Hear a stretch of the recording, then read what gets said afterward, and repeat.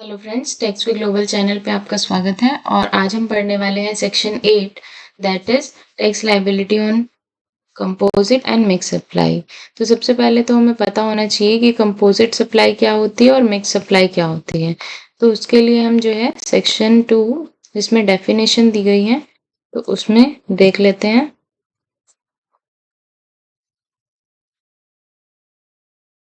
तो ये हमारा कंपोजिट सप्लाई आ गया। कंपोजिट सप्लाई क्या होती है कि जिसमें composite supply mean supply made by the taxable person consisting of two और मोर टैक्सेबल सप्लाई। अब टैक्सेबल सप्लाई किस चीज़ की हो सकती है? वो गुड्स, दो गुड्स भी हो सकती हैं, दो सर्विसेज भी हो सकती हैं, या फिर गुड्स और सर्विसेज का कोई एक कॉम्बिनेशन भी हो सकता है जो कि नेचुरली बंडल्ड है या and in conjunction with each other and in the ordinary course of business. मतलब नॉर्मली बिजनेस में जो है उसी तरह से वो बेचा जा सकता है जिसमें एक प्रिंसिपल सप्लाई होता है। मतलब ये हो गया कि दो या दो से ज्यादा हम सप्लाई कर रहे हैं, वो चाहे गुड्स भी हो सकती हैं, दो सर्विसेज हो सकती हैं, या फिर गुड्स और सर्विस का कोई कॉम्बिनेशन हो सकता है जिसमें से एक प्रिंसिपल सप्लाई होता है।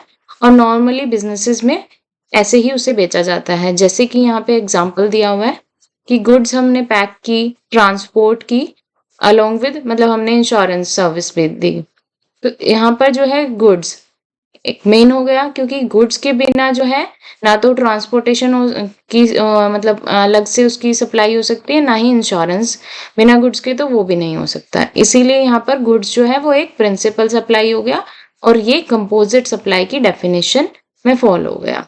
दूसरा एग्जांपल अगर मैं आपको अब बताऊं, तो जैसे आप कार खरीदते हैं, तो कार खरीदते हैं तो कार के साथ वो कुछ सर्विसेज फ्री देता है, इंश्योरेंस वगैरह करा के देते हैं। तो बिना कार के तो वो ना सर्विसेज हमें सेल कर सकता है, ना ही इंश्योरेंस वगैरह। तो यहाँ पर जो कार हमारी हो जाती है वो प्रिंसिपल सप्लाई हो जाती है, वो कंपोजिट सप्लाई की डेफिनेशन में फॉल हो जाती है। इसी तरह अगर हम मिक्स सप्लाई का डेफिनेशन देखते हैं, तो यहाँ पे मिक्स सप्लाई क्या है? उसमें भी यही है कि दो से ज्यादा टैक्स सप्लाई होती है। किस चीज की? कोई भी दो गुड्स हैं, दो सर्विसेज हैं, या दो से ज्यादा हैं, या फिर उनका कोई गुड्स और सर्विसेज का कोई कॉम्बिनेशन है। अगर वो सप्लाई किया जा रहा है एक टैक्सेबल पर्सन के थ्रू एक सिंगल प्राइस के लिए, तो वो लेकिन वो कंपोजिट सप्लाई की डेफिनेशन में फॉल नहीं होता। मतलब वहां पे कोई प्रिंसिपल सप्लाई नहीं होते, उनको सबको अलग अलग भी बेचा जा सकता है। जैसे कि यहाँ पे एग्जांपल बताया गया है दिवाली गिफ्ट्स, अगर आपने देखे होंगे तो उसमें कई बार कैंड फूड, स्वीट्स और चॉकलेट्स, केक, ड्राई फ्रूट्स, इन सब का कोई एक कॉम्बिनेशन बना करके और उसको एक सिंगल प्राइस के लिए बेच दिया जाता है।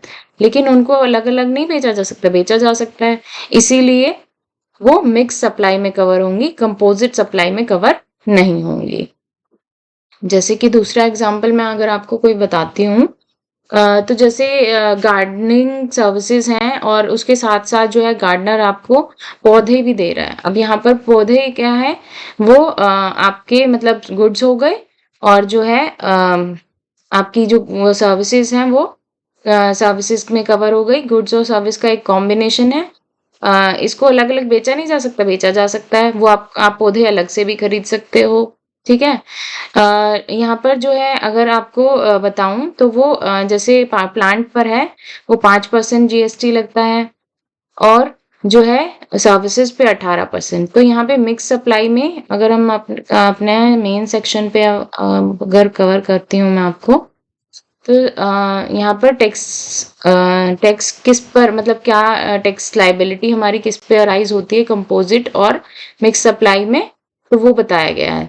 तो कंपोजिट सप्लाई में तो आपको पता है कि एक प्रिंसिपल सप्लाई होती है। तो इसमें क्या बताया गया हमें कि कंपोजिट सप्लाई में जहां पर दो या दो से ज्यादा सप्लाई हो रही हैं, लेकिन उनमें से प्रिंसिपल सप्लाई है, तो मान लिया जाएगा कि वो प्रिंसिपल जो सप्लाई है उसी की सप्लाई हो रही है। टोटल उसकी जो वैल्यू बनेगी सभी गुड्स की मिलाकर मान लिया जाएगा जो भी प्रिंसिपल सप्लाई पर रेट अट्रैक्ट हो रहा होगा वही रेट लगेगा।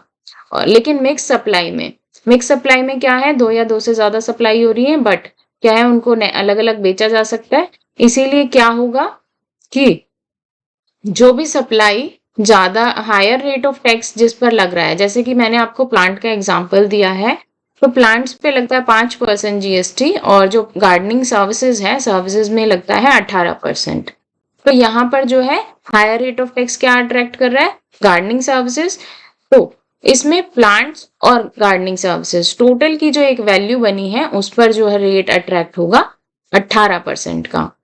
तो यहाँ पर हमने अपना सेक्शन कवर कर लिया है और आपको अब पता चल गया है कि कंपोजिट सप्लाई होती क्या है, जिसमें एक प्रिंसिपल सप्लाई होती है और जब इस तरह की एक कंपोजिट सप्लाई हो रही है तो उस पर जो टैक्स लायबिलिटी लगती है वो क्या लगेगी? जो भी प्रिंसिपल सप्लाई पर रेट लग रहा है वही लगेगा। लेकिन मिक्स सप्लाई में क्या होता है? मिक्स सप्लाई में क्या होता है कि इस तरह से जो दो या दो से ज्यादा सप्लाई इकट्ठे दी जा रही है जिनको अलग अलग बेचा जा सकता है, तो उसमें जो भी supply higher rate of tax मतलब जिस पर जीएसटी ज्यादा लग रहा है, जिस पर हायर रेट लग रही है, तो मान लिया जाएगा कि उसी गुड्स की सप्लाई हो रही है और वही जीएसटी रेट एप्लीकेबल हो जाएगा।